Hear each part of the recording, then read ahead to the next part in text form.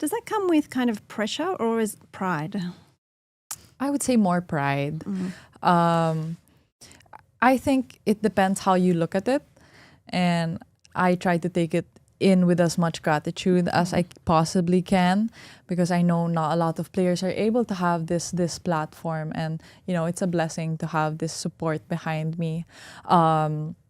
So yeah, I won't say that it comes without any pressure at all. But what I do is I just try to focus on what I need to do on court, how I can work to the best of my ability, and I know that I'll perform to the best that I can. Yeah. Oprah Winfrey decided to come for Eala, and honestly, that might go down as the worst call she made this entire year. Because Alex didn't do what most people do when someone powerful comes at them. No publicist, no carefully drafted PR statement, no playing it safe and going quiet. She hit back in 8 words. 8 words. And just like that, the internet lost its mind and Oprah's entire team had nothing left to say. So let's break down exactly what went down. And hey, before we get into it, do you think Alex handled this the right way? Or did she push it a little too far? Be real in the comments. I want to know what you actually think. Alright, let's get into it, because the context here is everything. The full story is way more layered than whatever you saw in the headlines. And trust me, the details make this so much more interesting. It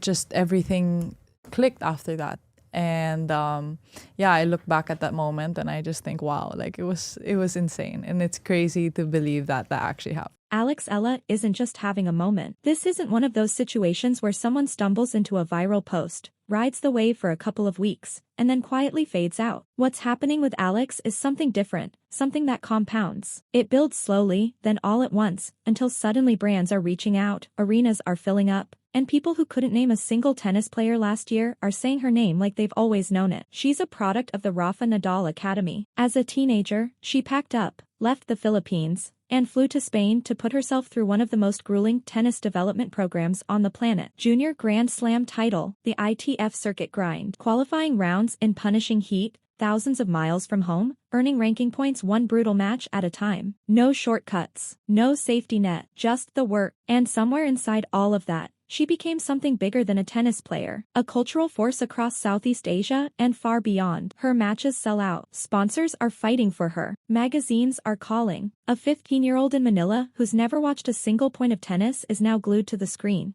because Eala makes the sport feel like it was made for people like her. That is not a minor thing. That is the kind of crossover appeal that entire organizations pour hundreds of millions of dollars trying to create, and almost never do. So naturally, someone decided it needed to be torn down. Oprah Winfrey posted a public critique of Eala that no one saw coming and, frankly, no one asked for. It wasn't gentle. It wasn't a thoughtful media take. It read like a calculated hit. Oprah wrote that the buzz surrounding Alex had nothing to do with exceptional tennis, that it was all image, personality, and spectacle. She called Alex a symbol of distraction and emotional chaos, and said, and this is a direct quote, that history remembers depth, not noise. Sit with that for a second. Depth, not noise. Said about a young woman who left her home country as a teenager, trained on clay in Spain while homesick and broke, and fought her way into professional tennis without anyone handing her a thing. Oprah looked at that story and called it noise. The internet didn't let that slide. Fan bases collided. Sports journalists weighed in. Entertainment writers had takes. Former athletes started drawing lines in the sand. And everyone turned their attention to Alex, because that's the moment that actually reveals who someone is. Not the attack, the response. A lot of athletes in that position go quiet. Their team drafts something careful and corporate that technically says words but means absolutely nothing, designed to protect the brand, avoid conflict with powerful people, and let the news cycle move on without any real reckoning. The standard play. Safe, calculated, forgettable. Eala didn't run that play. She responded immediately. Her own words. No committee. No filter. She said she has never chased fame, that everything surrounding her is the result of years of struggle, real sacrifice, genuine community, and people who look at her journey and see something of themselves in it. She said that while Oprah built a career inspiring audiences from a stage, she built hers doing something else entirely, saving dreams, lifting people who had nothing left, and proving that where you come from doesn't have to determine where you end up. She said that being seen isn't a crime, that it's what happens when you stop hiding your scars and start turning your pain into something that actually matters. And then she closed with 8 words that the entire internet stopped scrolling to read. My legacy is built on courts, not couches. That line hit like a serve at 130 miles per hour, clean, precise, and completely unreturnable. In 8 words, Alex drew a line between 2 entirely different worlds. Oprah has spent decades building wealth and influence by sitting across from people, drawing out their stories,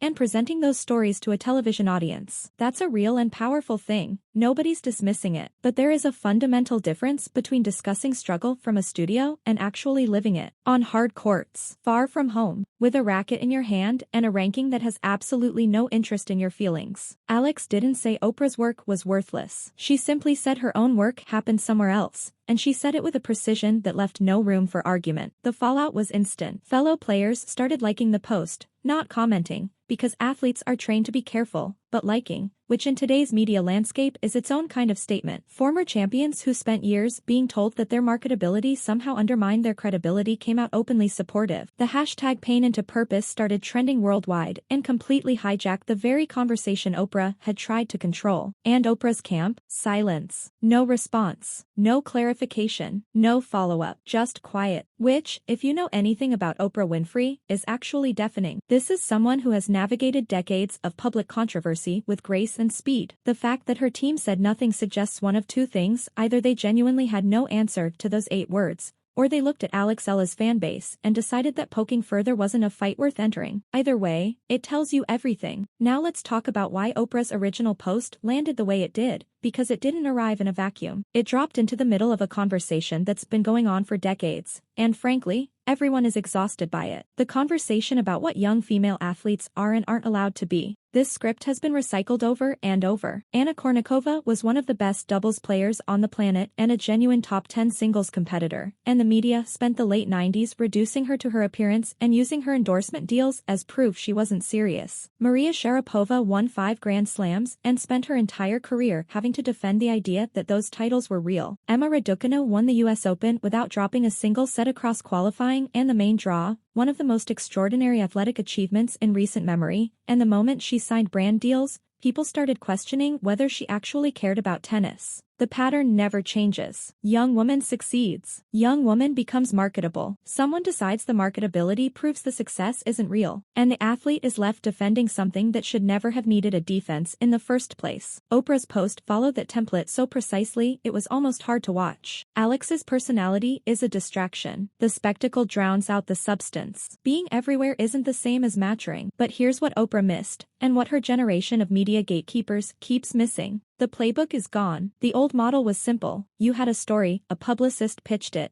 an executive approved it, Oprah put you on her couch, and suddenly you had a platform. The couch was the gateway. The couch was the validator. If someone like Oprah decided your story was worth telling, it got told. If not, it vanished. Eala doesn't need a couch. She points a camera at her face, speaks from her actual life, posts it to millions of people who have been waiting for exactly that voice, and the platform builds itself. No executive approval, no gatekeeping, no couch required. When Alex talks about saving dreams and lifting the broken, she's not reciting motivational poster language. She's describing what it looks like when a girl from a developing country, with limited resources, in an expensive, predominantly wealthy, predominantly white sport, watches someone who looks like her competing at the highest level and thinks, maybe that's possible for me too. That is not noise. That is one of the most powerful things sport can do. And the fact that it also generates followers and sponsorships isn't a contradiction. It's the whole point, because those followers and sponsorships give Alex the financial independence to keep doing it on her own terms, rather than depending entirely on prize money and the goodwill of tournament organizers. And here's where Oprah's critique becomes genuinely ironic, because Oprah Winfrey's entire career was built on this exact formula. She told her own story. She spoke from her own pain. She built a platform connecting with people who had never seen themselves reflected in mainstream media, and she turned that personal struggle into cultural influence and financial power. That's not a criticism. That's a description of her genius. But apparently, that formula is only valid when Oprah approves of the person using it. The WTA is in the middle of a transition that needs exactly what Alex brings. Serena Williams retired and left a space that no single player can fill alone. The tour needs a constellation,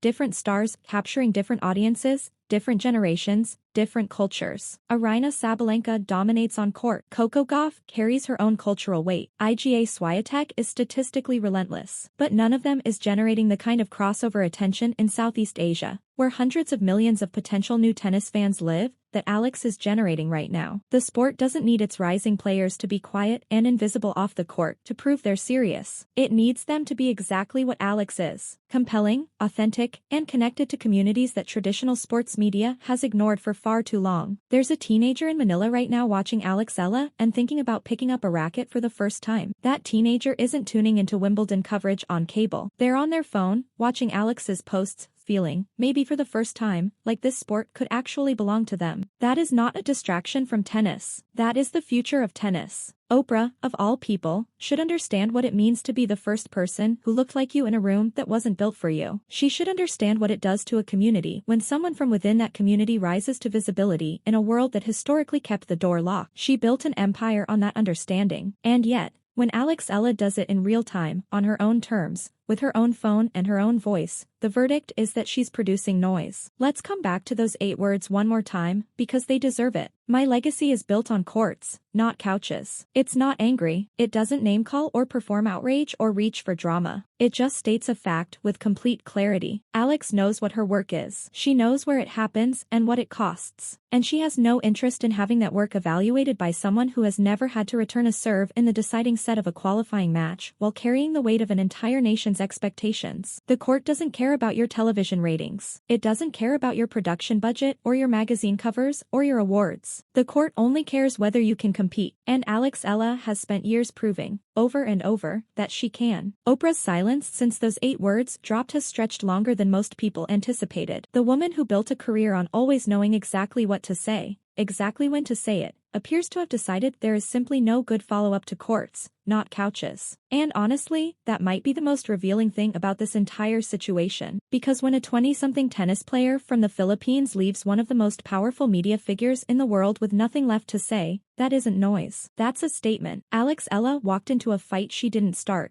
and closed it in 8 words. Whether you think Oprah was out of line or just being honest, one thing is undeniable. Alex is not someone who shrinks under pressure, not on the court, and clearly, not off it either. If you enjoyed this, hit like and subscribe. There's a lot more where this came from.